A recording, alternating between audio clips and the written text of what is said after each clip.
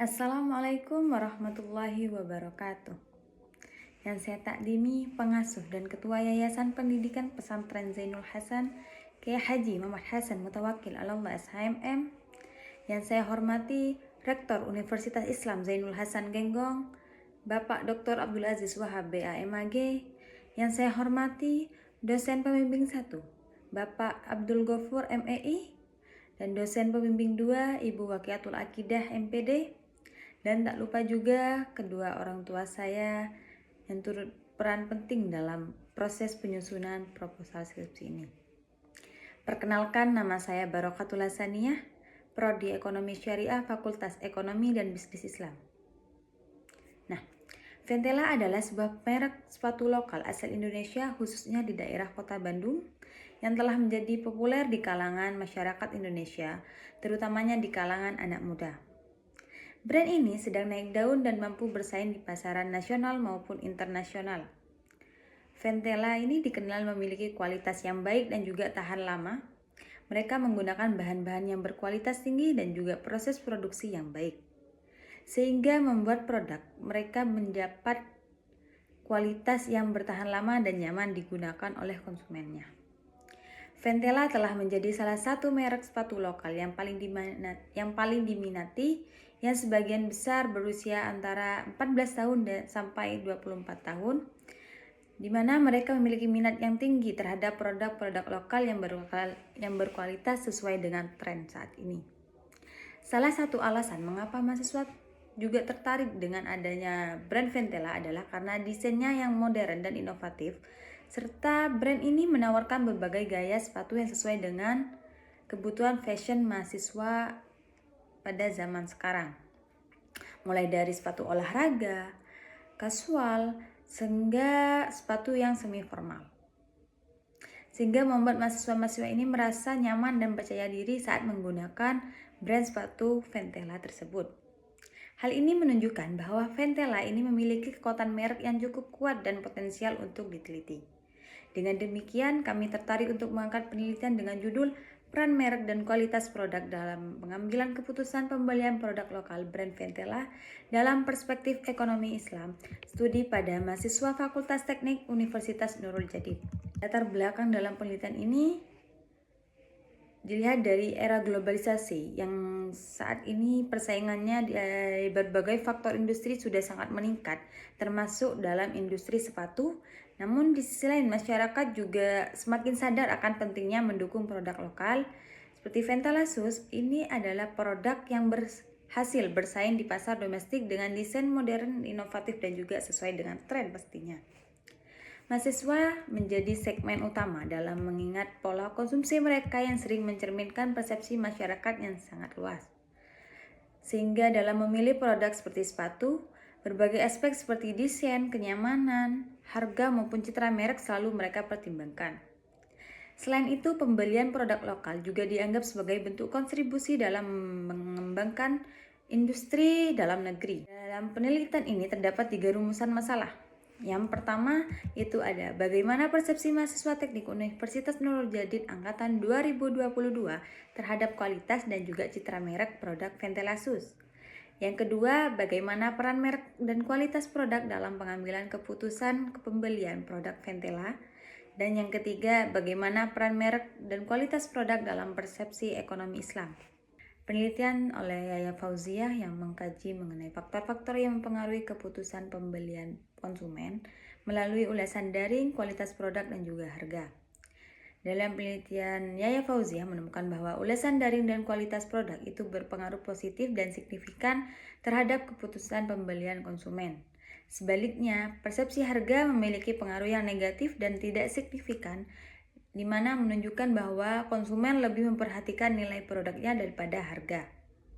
Dan yang kedua itu penelitian oleh Debio Paraknaviguma yang membahas tentang penerapan strategi kolaborasi desain untuk meningkatkan brand awareness pada produk lokal Dermi Beauty, yang menghasilkan bahwa kolaborasi desain itu efektif dalam menarik perhatian konsumen, serta juga dapat memperkuat citra merek dan memperluas pasar lokal bahkan internasional.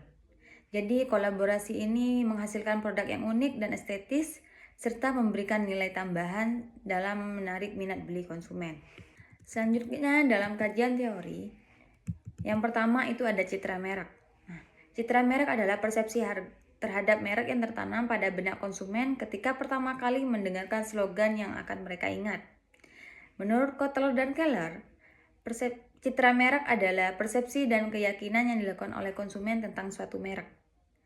Dan sedangkan kualitas produk adalah kesanggupan untuk menjalankan fungsi yang meliputi kehandalan, durabilitas, akurasi, kemudahan pemeliharaan produk. Sedangkan menurut Tjiptono, kualitas produk itu adalah keistimewaan tambahan yang kesesuaian dengan spesifikasi maupun estetika, serta produk yang tahan lama dan kemudahan pengoperasian serta reparasi produk. Keputusan pembelian ialah aktivitas untuk menentukan keputusan dalam melakukan pembelian produk yang disodorkan oleh penjual. Sedangkan dalam perspektif Islam, citra merek itu adalah visual produk dan strategi pemasaran yang berlandaskan pada nilai-nilai moral dan juga etika.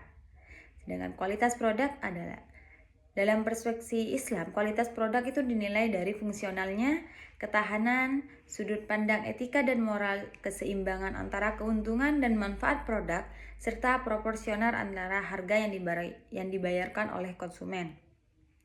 Dan yang terakhir, keputusan yang baik dalam Islam itu yang tidak melibatkan pemborosan, tidak berlebihan, dan produknya yang bermanfaat.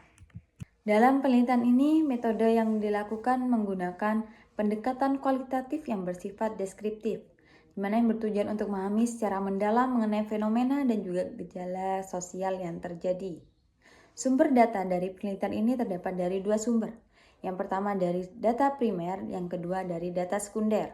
Data primer adalah data yang dikumpulkan secara langsung dengan metode observasi, wawancara, dan juga dokumen. Sedangkan data sekunder adalah data yang berasal dari berbagai sumber seperti buku, skripsi, jurnal ilmiah, artikel maupun sumber literatur lainnya. Terdapat juga analisis data, di mana analisis data adalah proses mengorganisir dan menata secara sistematis data yang sudah kita dapatkan. Nah, dalam penelitian ini kami menggunakan metode dari Miles dan Huberman yang terdapat 3 tahapan. Yang pertama itu ada reduksi data, yang kedua ada penyajian data, dan yang ketiga adalah penarikan kesimpulan dan verifikasi. Reduksi data itu adalah proses seleksi, penyederhanaan, dan juga eliminasi data yang tidak mendukung fokus penelitian. Dan yang kedua, penyajian data. Setelah dilakukan reduksi data, kita akan menyajikan data yang telah kita kumpulkan, kemudian akan disajikan dalam bentuk yang sistematis, seperti dalam tabel, diagram, maupun narasi yang deskriptif. Selanjutnya, penarikan kesimpulan dan verifikasi, di mana penarikan kesimpulan dengan membandingkan berbagai sumber data yang dengan cara melakukan triangulasi untuk memastikan keakuratan dan kevalidan dari hasil data. Pengecekan keabsahan data itu adalah proses yang memastikan data yang kita dapat itu dapat dipastikan bahwa data tersebut akurat, valid, dan juga dapat dipertanggungjawabkan. Dalam teknik triangulasi itu terdapat 4 instrumen. Yang pertama, triangulasi metode. Nah, triangulasi metode ini dilakukan dengan cara menggabungkan dan juga membandingkan metode penelitian yang dilakukan seperti wawancara, observasi, dan dokumen tadi. Yang kedua, triangulasi antar peneliti. Triangulasi antar peneliti ini dilakukan dengan cara menggunakan lebih dari satu orang dalam pengumpulan dan analisis data yang didapatkan. Dan yang ketiga, triangulasi sumber data, di mana triangulasi sumber data ini dilakukan dengan cara membandingkan data dari berbagai sumber yang sudah didapat. Dan yang keempat, triangulasi teori. Triangulasi teori ini dilakukan dengan cara membandingkan hasil akhir penelitian dengan perspektif teori yang sudah relevan. Mungkin itu saja yang dapat saya sampaikan. Mohon maaf apabila ada salah kata.